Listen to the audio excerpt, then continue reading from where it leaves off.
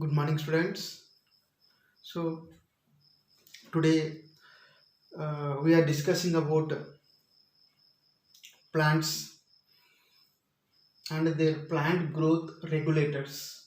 Growth regulators. So, like us, plants they are also exhibit senses. Means they may respond whatever happening outside. Means in environment. So, for example, touch me not plant. Whenever we keep fingers on the leaves, those leaves will be closed. So here what's happening, they are responding to particular stimuli. So plants also should respond whatever happening in environment. The property of responding to the external environmental stimuli is called irritability. Is called what? Irritability. Irritability. Irritability. What is irritability? The property of responding to external environmental stimuli is called irritability. So irritability, a property which is having both plants and animals and human being also. So now the main topic is, today we are discussing about regulators. Regulators, let us know that what is regulators. Regulators means they can either promote the growth or demote the growth. Means they may increases the growth of organism, they may decreases the growth of the organism. That is called regulator. So plant growth regulators means in plants some of the chemical substances are there. These chemical substances are responsible for the growth and for the metabolic activities. These chemical substances. So here the chemicals which are present in the plants, they are called phytohormones. Phyto means plants. Phyto means plants. Hormones means chemicals. So plant growth regulators, that is PGR, also called in plants phytohormones. So phyto means plants, hormones means chemicals. So these the chemicals which are help to the plant for the growth and development, as well as to respond to external environmental stimuli. So there are in plants 5 phytohormones are there. 5 phytohormones are there, or plant growth regulators, namely auxins, gibberellins, cytokinins, abscisic acid and ethylene. So there will be 5 phytohormones are there: auxins, gibberellins, cytokinins, abscisic acid and ethylene. Here auxins, gibberellins and cytokinins, maximum they promote the growth of the plants. They may promote the growth of the plants, means they are responsible for always development of the plant. Now these two, abscisic acid and ethylene, 90% they may inhibit the growth of the plant. Inhibit the growth of the plant. So here, because of some of the plant growth regulators, phytohormones are increasing the growth of the plant and responsible for development of the plants. Some of the growth regulators, that is phytohormones, are inhibiting the growth of the plants, hence they are called regulators. So Three always should be responsible to development of the plant, that is auxins, gibberellins, cytokinins, 100%. So now let us discuss one after one how they should play major role in the plants for the development and growth of the plants. Now auxins. Auxins are the major phytohormones in plants.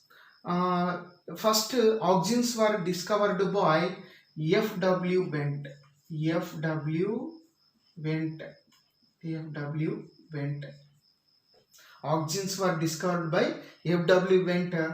The first natural auxin is called IAA, indole acetic acid. Indole acetic acid. This phytohormone should play a major role in plants differentiation, which means after formation of cells, some cells should responsible to the root, some cells responsible to the stem, some cells responsible to the fruit, leaves, flowers. Like this, cells may differentiate, so that without differences there is no formation of organs like root, stem,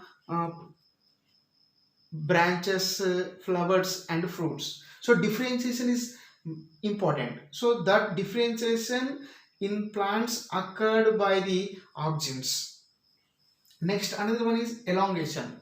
So auxins responsible for the elongation of stem, root and other parts of the plant body.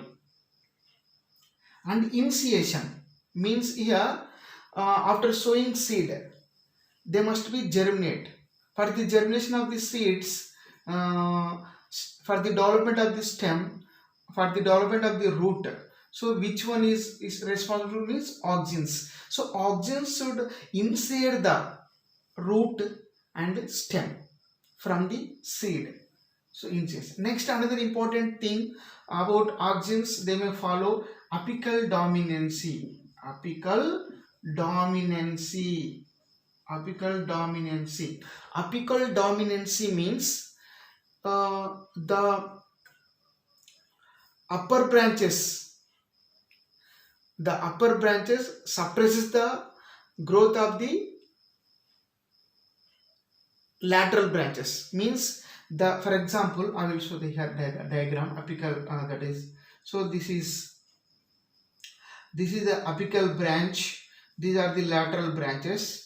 So this branch suppresses the growth of the lateral branches, means lateral branches will not grow because of suppressing the growth of lateral branches by the apical. So here who is dominating means apical branch or apical bud. So the phenomenon of suppression of growth of the lateral branches or lateral buds by the apical branch or apical bud is called apical dominancy. This is followed by auxins. So these are the important properties of auxins. Next, let us go to the gibberellins. So gibberellins phytohormones should key role in plants because of they may break the dormancy. Break the dormancy means here after sowing the seed must be germinate immediately. So to germinate, gibberellins are necessary. So whenever the gibberellins are present inside the seed, immediately seed will germinate, means dormancy will break. Dormancy means nothing but sleep. The sleep movement will be eroded by the gibberellins. So that gibberellins break the dormancy, means sleeping movement. Next, another one, germination of seeds. When the breaking of dormancy, automatically seed will be germinate quickly after sowing into the soil. Next, parthenocarpy. It is very, very important regarding to the gibberellins. So gibberellins responsible for to development of the seedless fruits.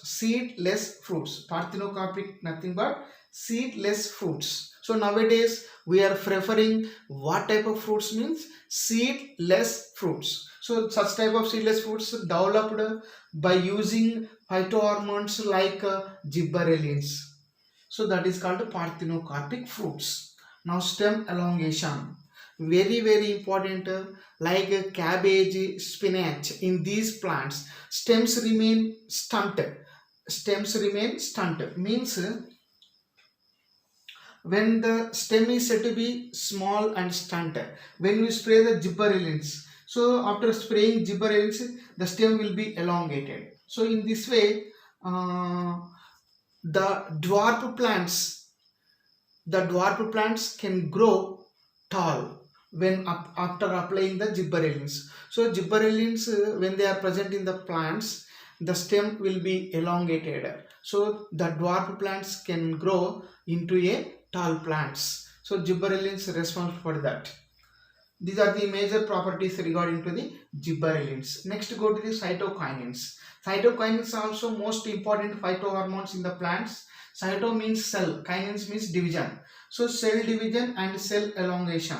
So both are important for the formation of pods in the plants. For example, after sowing seed, after formation of number of cells, some cells must the single cell is undergo division and produce number of cells. So when the cytokinins are present, the single cell undergo division produce number of cells. After formation of number of cells, some of these cells respond to formation of root, some of these cells respond to formation of stem. In this way, cytokinins responsible for to cell division and cell elongation.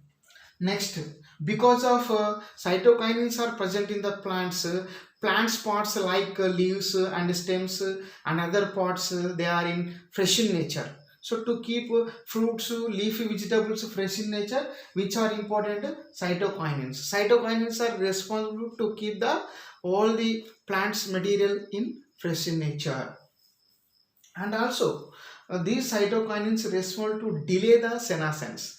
Delay the senescence means they are responsible for not to fall off or not to drop off any fruits and flowers before mature. Cytokinins are responsible for not to drop off, not to fall off fruits, flowers before mature. So that is called delay, senescence and aging. Next, another important important thing about cytokinins, opening of stomata. So cytokinins respond to for opening of stomata in the leaves and stem because of the exchange of gases. Next, go to that another plant growth regulator, abscisic acid. Abscisic acid. The abscisic acid, already I said, both abscisic acid and ethylene 90% they may demote the, means they may decreases the growth of the plants. So abscisic acid is mainly responsible for to fall off or drop of the plants parts like buds and leaves before mature, means earlier. So immature fruits, immature flowers, immature leaves are drop off by the increasing the abscisic acid in the plants. So senescence means fall off or drop off. So they promote the drop of or fall off of the fruits, flowers and leaves in the plants. So once again, abscisic acid responsible for to drop off or fall off the fall of the plant parts like leaves, flowers.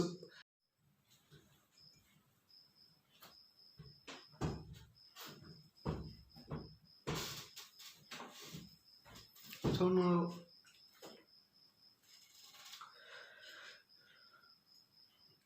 so abscisic acid, this is the negative activity. Senescence is the negative activity. Closing of stomata is the positive activity. So in desert plants. In desert plants, uh, abscisic acid is responsible to close the stomata. Close the stomata. By closing, what happens in the plants? It prevents the water loss. Prevent the water loss. So that abscisic acid it is responsible for to prevention of water in desert plants by closing stomata. It is the positive activity regarding to the abscisic acid. Next, go to the ethylene. So when we compare all the phytohormones, auxins, gibberellin, cytokinin, abscisic acid, these are the liquids, but ethylene is the gaseous substance. Ethylene is the gaseous substance, so which is responsible for ripening of fruits. Ripening of fruits. So ethylene is responsible for to ripening of fruits, means fruits will be ripened with the help of ethylene phytohormones. So in this way, plant growth regulators, nothing but phytohormones, should coordinate the activities of the plants and they may participate in the growth and development in the plants for different activities.